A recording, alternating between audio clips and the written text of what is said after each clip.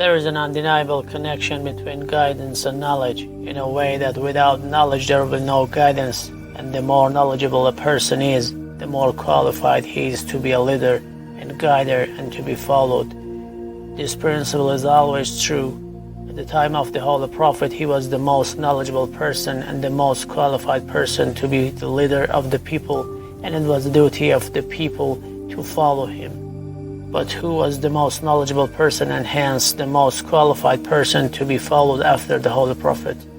The following narrations answer this question.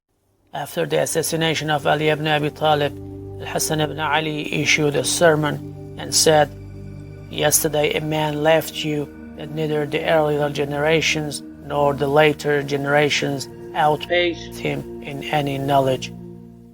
In another hadith related to the marriage of Ali ibn Abi Talib and Lady Fatima, the Holy Prophet told Lady Fatima, "O Fatima, by Allah, I have married you to the most knowledgeable and the most patient person of the Ummah, and first of them who embraced Islam." Therefore, Imam Ali was the most knowledgeable person after the Prophet, and that's why from among all the companions of the Holy Prophet, it was him who was announced the inheritor of the Prophet's knowledge, as stated in the following narration. It is narrated that Ibn Abbas said, Ali was saying during the lifetime of the Prophet, "By Allah, I am the Prophet's covenant brother, his cousin, and the inheritor of his knowledge."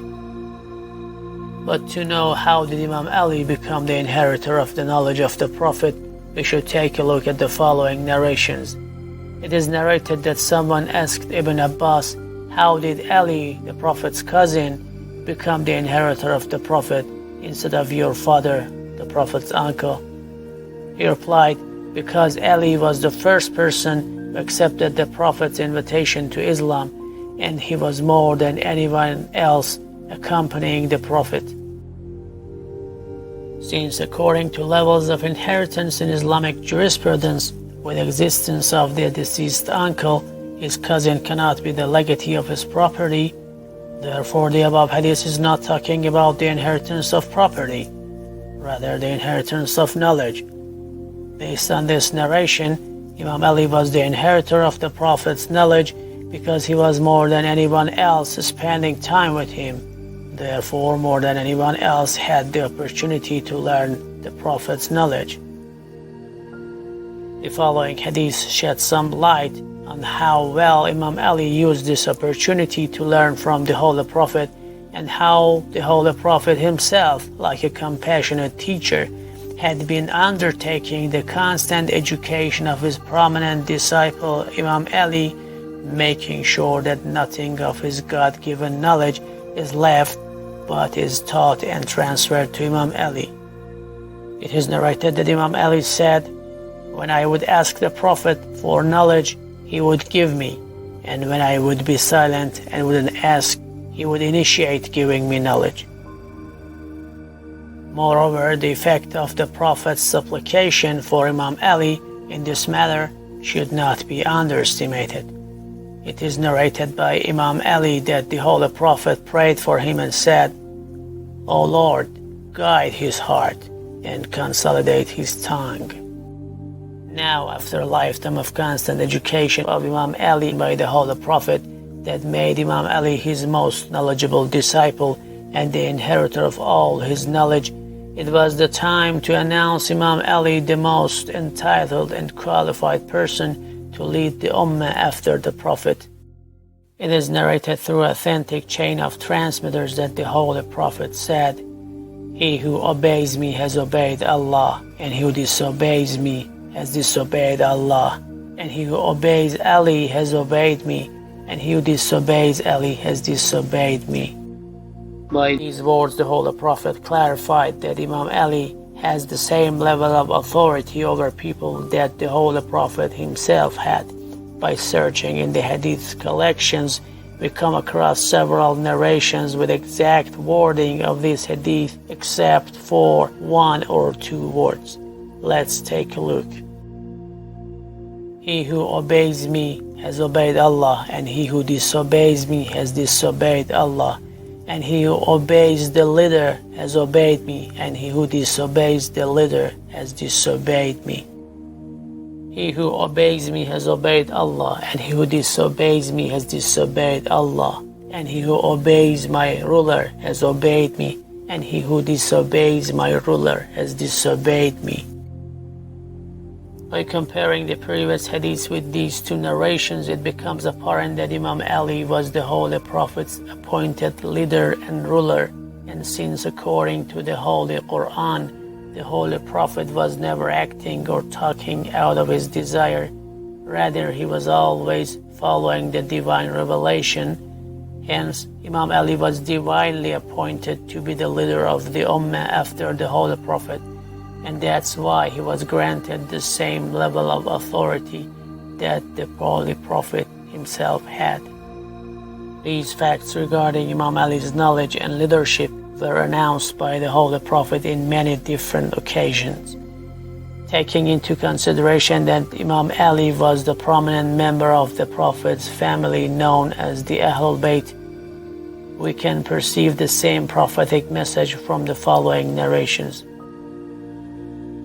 It is narrated that the Holy Prophet said, "Indeed, I am leaving among you that which if you hold fast to them, you shall not be misguided after me, the Book of Allah and my al-Bayt, and they shall never split until they meet me in the paradise."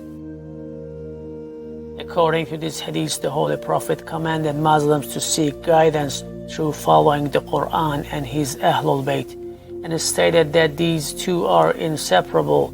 Hence, his al-Bayt must be guided and must have inherited his knowledge, because it is impossible to seek guidance through a deviant or ignorant person. Moreover, the words, creeds, and deeds of the al-Bayt must be in full accordance with the Quran, otherwise they would have departed from the Quran in that aspect, and that is against the words of the Prophet. The following hadith clarifies which of the al-Bayt the Holy Prophet meant the most by the above words. It is narrated by Salama that the Holy Prophet said, "Ali is with the Quran, and the Quran is with Ali, and they will never split until they meet me in the paradise." It is also narrated that the Holy Prophet said, "I am leaving behind among you two caliphs, the Book of Allah and my al-Bayt." Again, here we can see that the leadership after the Prophet is announced to be among those people who the knowledge and hence the guidance is among them, meaning the Prophet's al-Bayt. By searching in the Hadith collections, we come across several affirmations by the Holy Prophet regarding the leadership of Imam Ali after the Prophet, that we review some of them here. According to this authentic narration, the Holy Prophet told Imam Ali, "You are my wali regarding every believer after me." To understand the exact meaning of this hadith, we must know the exact meaning of the word wali in this context. The Arabic word wali has several meanings, but since in the context of this hadith, it is used added to the Prophet, and with regard every believer, and specific to after the demise of the Prophet, the only possibility in the meaning of the word wali is successor. Here are two instances in which the word wali means successor. "I fear my kinsfolk after me, for my wife is barren, so grant me from thy presence a successor."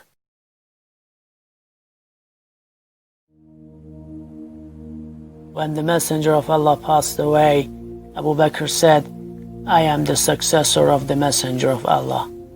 So both of you taught him to be a liar, sinful, treacherous, and dishonest. When Abu Bakr passed away, and I have become the successor of the Messenger of Allah and Abu Bakr, both of you taught me to be a liar, sinful, treacherous, and dishonest. Therefore, the word wali in the above prophetic hadith also means successor, and based on this hadith, Imam Ali was the Prophet's appointed successor who had authority over every believer after the Prophet. According to several authentic narrations, the Holy Prophet said, Ali is from me and I am from him, and he is the wali of every believer after me. In this hadith, the word wali is used added to every believer and is specific to after the demise of the Prophet. Therefore, from among the different meanings of the word wali, the only suitable meaning which is specific to after the demise of the Prophet and can be true regarding Imam Ali with regard to every believer is guardian. Therefore, the above hadith says that Imam Ali was the guardian of every believer after the Prophet. According to authentic narrations, Imam Ali gathered the people in the square of the mosque and told them, By Allah, I adjure any Muslim man who heard what the Messenger of Allah said in the day of Ghadir Khumm. So there stood up 30 companions and testified that when the Messenger of Allah took the Ali's hand, told the Muslims, Do you admit that I am having higher priority over believers than themselves? And when they admitted that, the Prophet said, Therefore, to whom I am Mawla, to him Ali is Mawla. O Allah, be friend with Ali's friends and be the enemy of Ali's enemies.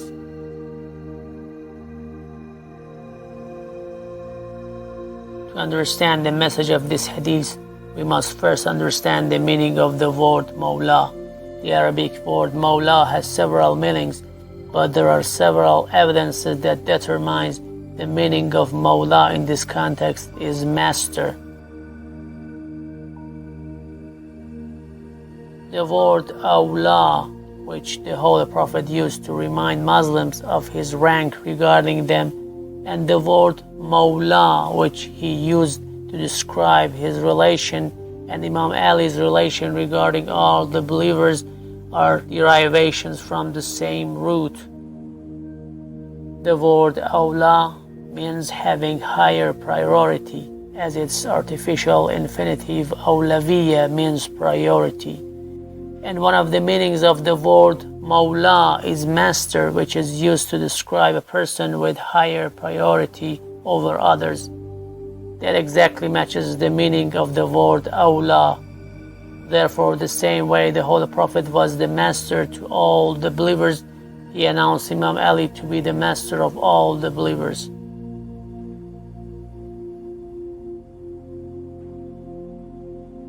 Adjuring Muslims by the name of Allah to testify about the words of the Prophet regarding Imam Ali being Mawla to all the believers shows the significance of this subject and indicates that this fact wasn't agreed upon by all the Muslims.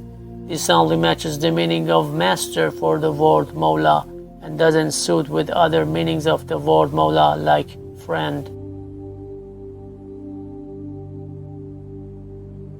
According to authentic narrations in the sermon that the Holy Prophet issued in the day of Ghadir Khumm, before saying the above phrases regarding Imam Ali, he informed Muslims of his imminent demise and told them he has left behind among them the Quran and his al-Bayt, including Imam Ali, to follow after his departure, since these two never split and will enter the paradise. Therefore, whoever follows them achieves the salvation. He also warned the Muslims about any kind of mistreatment regarding the Quran and his al-Bayt. It was then the Holy Prophet raised Imam Ali's hand and said, Allah is my Mawla, and I am the Wali of every believer.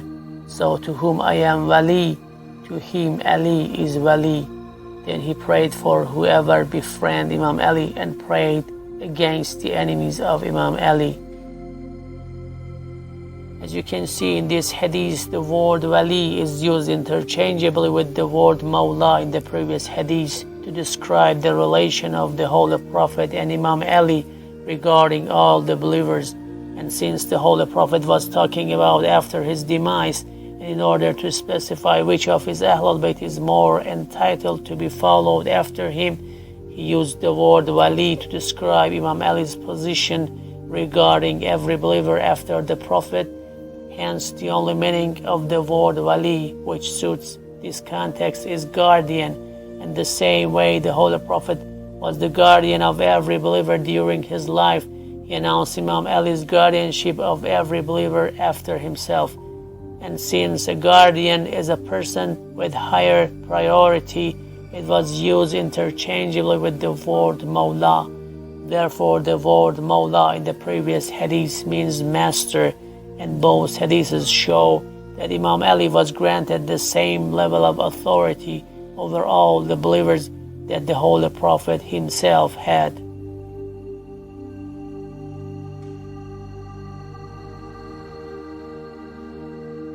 It is narrated through authentic chain of transmitters that a group of Ansar, including Abu Ayyub al-Ansari, came to Imam Ali in the square of the mosque and said, "Peace be upon you, O our Mawla." To make it clear for everyone that why did they call him Mawla, Imam Ali asked them, "How can I be your Mawla while you are an Arab clan?" They said, "Because we heard the Messenger of Allah in the day of Ghadir Khumm saying, 'To whom I am Mawla, to him Ali is Mawla.'"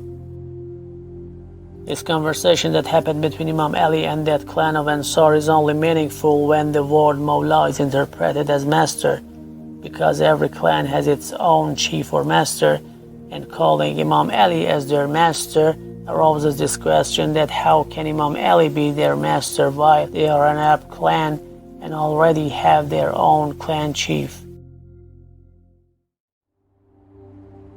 According to authentic narrations, after the Prophet's sermon in the day of Ghadir Khumm, Umar met Imam Ali and told him, "Congratulations to you, O Ali, you became the Mawla of every believing man and woman."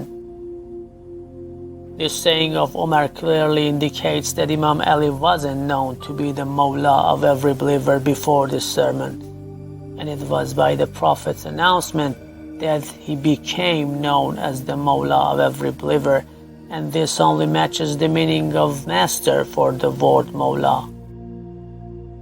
Other meanings of the word Mawla regarding Imam Ali with regard every believer was neither specific to after the Prophet's announcement nor a subject to congratulate on. But the Prophet's prayer for Imam Ali's friends and against Imam Ali's enemies was because the Holy Prophet knew that a group of Muslims couldn't see Imam Ali's superiority over themselves, and their hearts were full of enmity toward Imam Ali, and soon they will express this enmity after the Prophet's demise and will cause trouble and harassment for Imam Ali and other members of the Ahl al-Bayt. That's why in this sermon the Holy Prophet repeatedly warned the Muslims to be aware of mistreating his Ahl al-Bayt. The following hadith confirms this fact. It is narrated that the Holy Prophet told Imam Ali, "Verily the Ummah will soon betray you after me, and you will live while following my religion, and you will get killed while following my sunnah. Whoever loves you has loved me, and whoever hates you has hated me, and the blood of your head will color your beard." As it was prophesied by the Messenger of Allah, as soon as he passed away, the betrayal of the Ummah regarding Imam Ali started. Heedless to repeated words of the Prophet regarding the designation of Imam Ali as the successor to the Prophet and the leader and guardian of the Ummah after the Prophet, a group of people gathered in a place called Saqifa Bani Sa'da to divide the power among themselves. And the unjust will soon know how terrible their end will be.